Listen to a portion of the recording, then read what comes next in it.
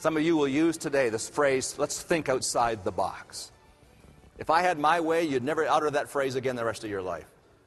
What do you mean, think outside the box? What do you have to do when you're finished thinking outside the box? In most organizations, you've got to get back inside the box. Well, who put that box there in the first place? And why do we need it at all? Why can't we think without a box and really open up ourselves? You can take a prisoner out of his cell and let him run around in the exercise yard and he's out of the box. But in about an hour, somebody's going to blow a whistle, he's going back in. What you and I got to learn how to do, folks, is break open those boxes and not have them anymore. And to begin to see the real and the full potential of our lives. I bet you a lot of us would consider ourselves to be business-to-business businesses, though, wouldn't we? Because our clients, we list our clients in their corporate entities or associations. Only 12% of those customers are fully engaged with you. In other words, folks, if we fit into this research, and let's not jump to the conclusion that we do, but if we did on average, most of our customers would drop us like a rock.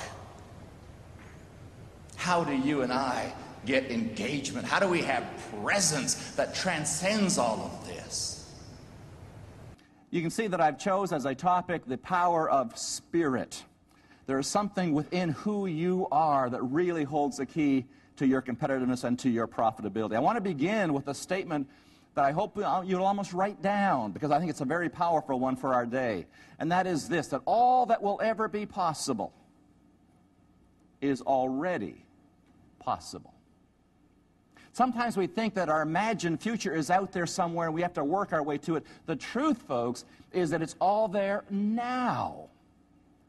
It's we who are separate from it. It's we who have to kind of realize that whether you want to be a miserable failure or whether you want to be an enormous success, it's all possible now. We have to wait for nothing.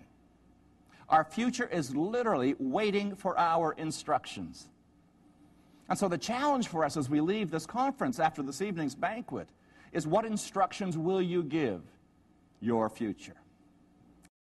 It's all there for us. What we're hoping to do in this brief time with you is show you. There's a magnetic energy. There's a way of sending out an energy from your own personal being that attracts people to you like bees to honey.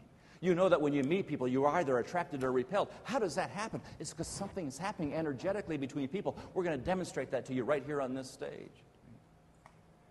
There's uncanny wisdom available to us if we learn how to access our intuition and begin to sense things in a different way instead of being so up into our heads trying to figure everything out.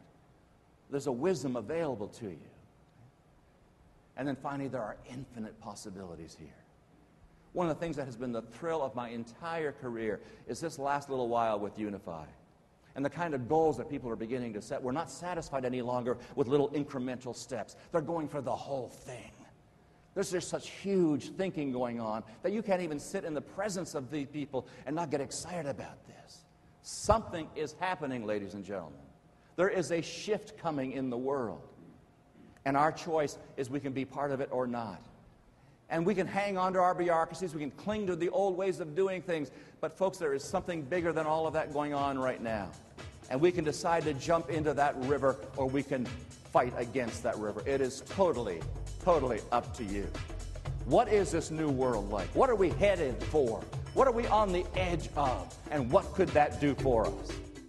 I'm going to show you something that will look like a Ferris wheel made out of an old Meccano set. I'm going to show you this to illustrate the power of your mind to change reality. When you see this Ferris wheel, would you initially make it go clockwise? You ready? Now make it, just with your thought, go counterclockwise. Half the room go clockwise, half the room go counterclockwise. Now, you may look at that and say, well, yeah, but it depends what side I look at. No, it doesn't. Look up in one of the corners and just think clockwise or counterclockwise. You'll get a glimpse of which way it's moving. Isn't that weird? How many want me to turn this off?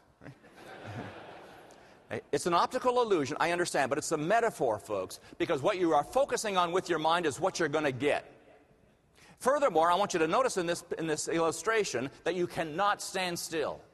You have to go one way or the other. That's just the way it is. I want you to think flow, not problem solving. Now, let me tell you a little bit about what I mean by that, because I'm not actually going to kind of hit each of these 4 points. I'm going to talk about things that will lead you to dealing with these 4 points. When I talk about flow, here's what we're doing wrong generally in business. You have a problem somewhere in the system, and what you do is you try to find somebody with a solution to that problem. What we don't tend to do is figure out what will that solution do to the rest of the system. And you have seen this. You got something wrong with your car, all right? You take it in and you think you fixed that problem. What happens on the way home from the garage? You got another problem. Right? I thought you fixed it. Well, I didn't fix that problem. I fixed this problem. Well, maybe that solution created this problem. You hear what I'm saying to you? Flying in last night, Terminal 3. Right? You go through all the immigration stuff and everything.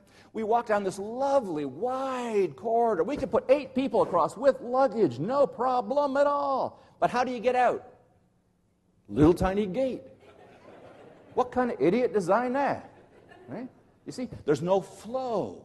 And so when you try to fix something, don't fix it. Look at the whole flow of the system from beginning to end. Because you may find that fixing that problem isn't the problem at all. It was caused upstream by something else.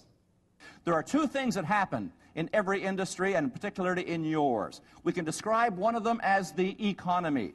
In Greek, it's the oikos nomos, which literally means what are the rules? What are we measuring? What does the data say? The hardcore stuff, the numbers-driven things, if you will. And that's important. Measuring margins and profitability is absolutely essential. But there's another part as well. The other part is the ecology. The oikos logos in Greek, and a lot of you who know a bit of Greek will recognize the word for word in logos. And what it means is the deep structure of the house. This is the real stuff, the undercurrent. This is who you are really. One of the reasons I would come in and spend an entire day yesterday, even though I'm not working till today, is because I want to know who you are. I want to look in your eyes and sit with you at a meal and feel your spirit, feel your ecology. Nobody in this room would say, I'm resistant to change. I don't like new ideas. But what we really mean when we say that is I like change within this parameter. So we are, quote unquote, flexible. We do different things, but it's still generally in the frame of reference here. We literally hardwire our brains. The fact is, folks, outside of that reference again are what we call the non-adjacent options. These are the options that you don't even know exist yet in your world. Now, this is going to be an important point. Let me make it now, and I'm going to make it again. The very idea, solution that you are looking for in your organization is right now outside of your frame of reference. Because if it was within your frame of reference, you'd actually be doing it, and you wouldn't be looking for the idea, would you? Every solution you need is by definition over here someplace, over there someplace. And the trick is we don't see it. So how can we learn how to expand our perspective on life and begin to see what would be really wise and suitable and profitable for the future?